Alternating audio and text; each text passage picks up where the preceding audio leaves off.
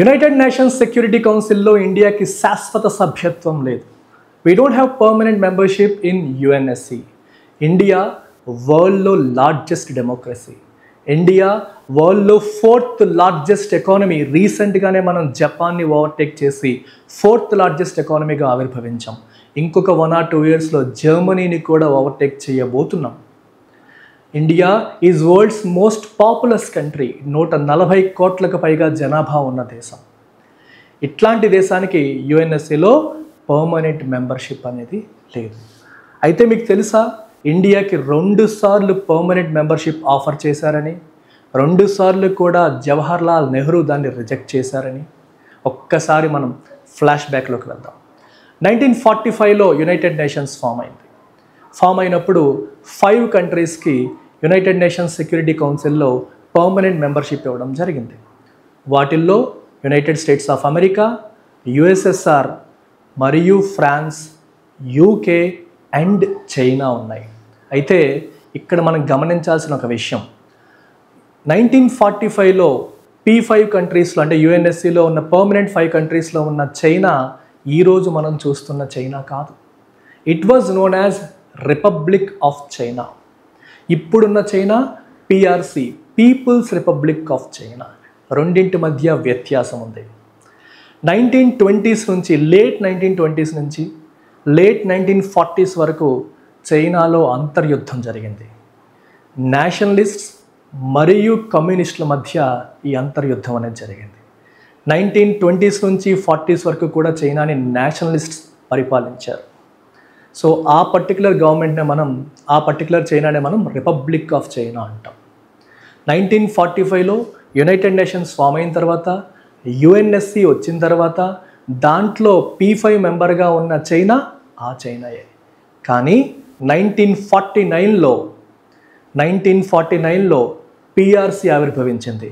కమ్యూనిస్టులకి నేషనలిస్టులకి మధ్య జరిగిన యుద్ధంలో కమ్యూనిస్టులు గెలుపొందారు. మావో జెడాంగ్ నేతృత్వంలో పీపుల్స్ రిపబ్లిక్ ఆఫ్ చైనా ఆవిర్భవించింది. అప్పుడు నేషనలిస్టులు మెయిన్ల్యాండ్ చైనా నుంచి పారిపోయి ఈరోజు మనం తైవాన్గా పిలువబడుతున్న ప్రాంతానికి వెళ్ళారు. ఆ ప్రాంతాన్ని వాళ్ళు కంట్రోల్ చేసి అక్కడి నుంచి పరిపాలన కంటిన్యూ చేశారు.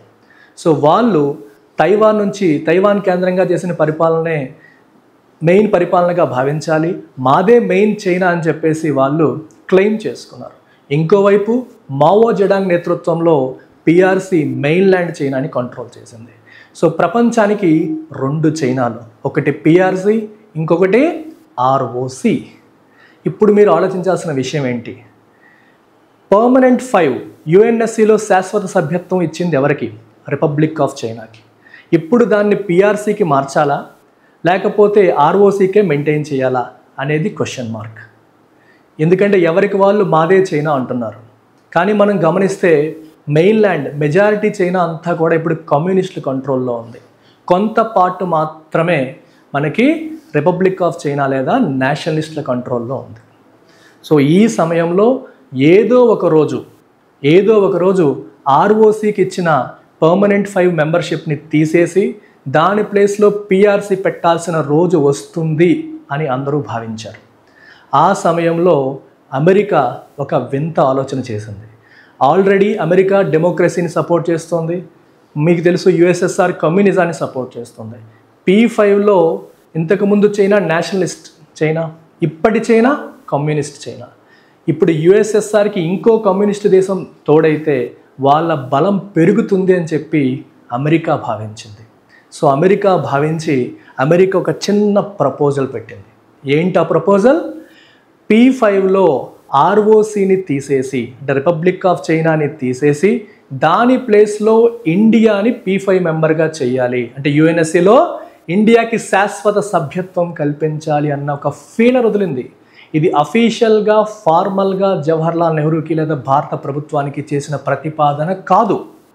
ఆ టైంలో జవహర్లాల్ నెహ్రూ యొక్క సిస్టర్ విజయలక్ష్మి పండిట్ ఇండియా తరపున యుఎస్కి అంబాసిడర్గా ఉన్నారు.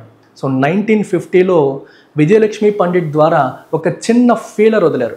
ఏంటది? చైనాని రిమూవ్ చేసేసి, ఏ చైనానమ్మా? ఆర్ఓసీని రిమూవ్ చేసేసి దాని ప్లేస్లో ఇండియాని P5 మెంబర్గా పెట్టాలని అనుకుంటోంది యునైటెడ్ స్టేట్స్ అని చెప్పేసి ఇండియాకు ఒక ఫెయిలర్ వదిలారు. అప్పుడు జవహర్లాల్ నెహ్రూ గారి రెస్పాన్స్ ఏంటి? జవహర్లాల్ నెహ్రూ ఏం ఆలోచించారంటే, ఇప్పుడు అమెరికా చెప్పిన ఈ ఫెయిలర్కి రెస్పాండ్ అయ్యి ఎస్ P5 కంట్రీగా మమ్మల్ని పెట్టండి అని అడుగు ముందుకు వేస్తే అది PRC పీపుల్స్ రిపబ్లిక్ ఆఫ్ చైనాకి కోపం తెప్పించవచ్చు. ఎందుకంటే ఏదో రోజు ROC దగ్గర P5 మెంబర్షిప్ PRC తీసుకుంటుంది, ఖచ్చితంగా తీసుకుంటుంది. ఏదో రోజు ప్రపంచ దేశాలన్నీ PRCనే ఒరిజినల్ చైనాగా గుర్తిస్తాయి.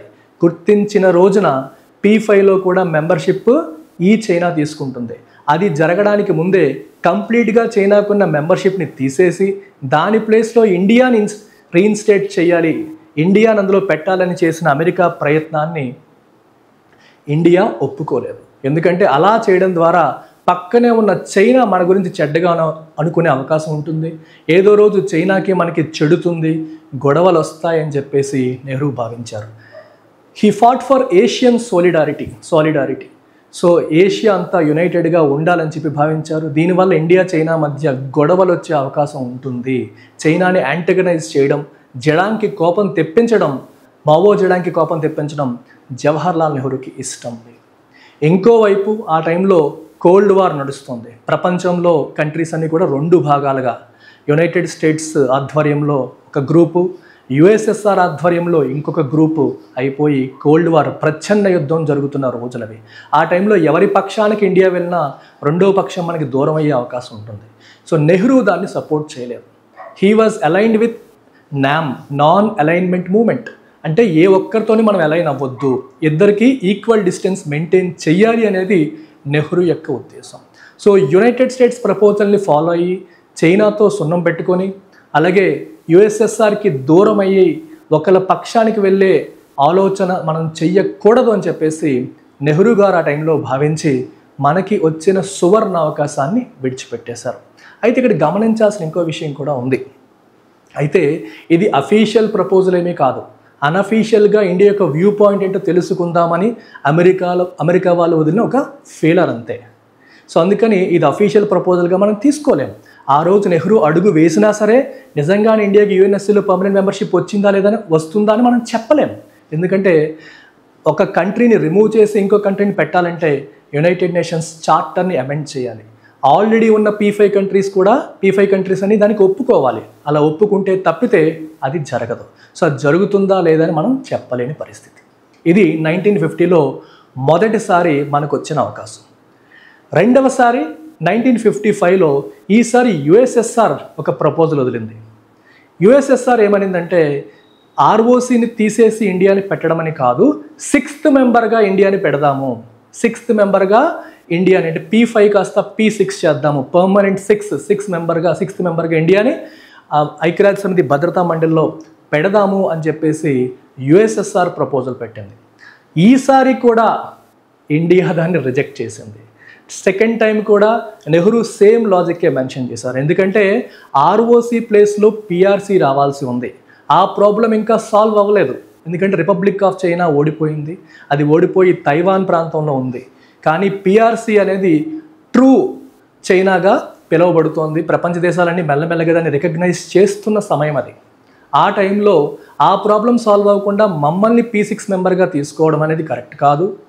రెండవది మళ్ళీ NAM కాన్సెప్ట్. ఇప్పుడు USSR ప్రపోజల్ చేసింది కదా అని చెప్పేసి అటువైపు వెళ్తే మళ్ళీ వెస్టర్న్ కంట్రీస్ ఏమనుకుంటాయో ఎందుకంటే US ఒకసారి చెప్పింది, ఇండియా నో చెప్పింది. ఇప్పుడు USSR పిలిచింది, అటువైపు వెళ్తే వెస్టర్న్ కంట్రీస్ ఏమనుకుంటాయో అన్న ఆలోచన కూడా నెహ్రూ గారు చేశారు. So he was again thinking little too much. ఈరోజు పరిస్థితి ప్రకారం చూస్తే మనకి ఆయన ఎక్కువ ఆలోచించారు, అవకాశాన్ని చేజార్చారని చెప్పి మనకు అనిపిస్తుంది. ఆ తర్వాత 1955లోనే పార్లమెంట్లో నెహ్రూని నిలదీశారు. ఇండియాకి పర్మనెంట్ మెంబర్షిప్ ఇస్తానంటే మీరు ఎందుకు వద్దన్నారని. అయితే పార్లమెంట్ సాక్షిగా నెహ్రూ అలాంటి ప్రపోజలే రాలేదు అని చెప్పారు. అంటే ఒక రకంగా నెహ్రూ చెప్పింది కూడా కరెక్టే. ఎందుకంటే అఫీషియల్గా ఎటువంటి ప్రపోజలు రాలేదు. అన్అఫీషియల్గా ఒకసారి US ఇంకోసారి USSR ఫెయిలర్స్ వదిలారంటే, అఫీషియల్గా డాక్యుమెంటెడ్గా ప్రపోజల్స్ అనేవి రాలేదు, ఫార్మల్గా ప్రపోజల్స్ రాలేదనేది నెహ్రూ యొక్క ఉద్దేశం. ఒకవేళ వచ్చుంటే ఎలా ఉండేదో మనకు తెలీదు. అన్అఫీషియల్గా వచ్చినప్పటికీ కూడా ఆయన ఎటువంటి ఇంటెంట్ చూపలేదనేది క్రిస్టల్ క్లియర్. అయితే మీరు గమనిస్తే 2 సార్లు కూడా నెహ్రూ గారు చైనాని దృష్టిలో పెట్టుకొని చైనాతో మనకి గొడవలు రాకూడదు అనే ఉద్దేశంతో 2 సార్లు కూడా చైనాని దృష్టిలో పెట్టుకొని చైనాతో మనకున్న స్నేహం చెడకూడదు అనే ఉద్దేశంతో మనకు వచ్చిన సువర్ణ అవకాశాన్ని చేజార్చారు. అన్ఫార్చునేట్లీ 1962లో చైనా ఇవేవీ గుర్తుపెట్టుకోలేదు, మన మీద యుద్ధానికి వచ్చింది. The same PRC under Mao Zedong. ఈరోజు ఇండియాకి శాశ్వత సభ్యత్వం ఇవ్వడానికి అన్ని దేశాలు సిద్ధంగా ఉన్నాయి. యుఎస్, యుఎస్ఎస్ఆర్, యూకే, ఫ్రాన్స్ ఈ 4 దేశాలు కూడా యుఎన్ఎస్సిలో ఇండియాని పర్మనెంట్ మెంబర్గా తీసుకోవడానికి రెడీగా ఉన్నాయి. ఒక్క దేశం మాత్రం ఒప్పుకోవట్లేదు. ఏ దేశం? The very old, the same China. అంటే ఏ దేశం కోసం అయితే 2 సార్లు నెహ్రూ గారు యుఎన్ఎస్సి శాశ్వత సభ్యత్వాన్ని కాదనుకున్నారో ఆ దేశమే ఈరోజు ఇండియాకి యుఎన్ఎస్సిలో పర్మనెంట్ మెంబర్షిప్ రాకుండా అడ్డు వేస్తుంది. This is the irony.